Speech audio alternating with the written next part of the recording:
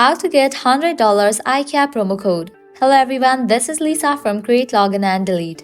Now let's get started. Launch your preferred browser. Now type in IKEA promo code and search for it. With that, different website links will appear. All these websites will provide you promo code. So go ahead and open any of these.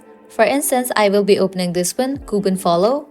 Once you open it, you're gonna find great deals and offers, 50% off, 10% off, $25 off, and so on. You can just scroll down and check. If you're interested in any of the offer, click on the option of see details. So here's the coupon code. Make sure you check the expiration date of the coupon code, whether it is valid or not. Now you can copy this. Now you can head towards the website of IKEA, and whenever you check out, apply this coupon code and get the discount. If you want to use this coupon code right away, click on this option, Redeem at IKEA. With that, you will be directed to the official website of IKEA. Now you can log into your account, make your purchase, and whenever you check out, apply this coupon code and get the discount.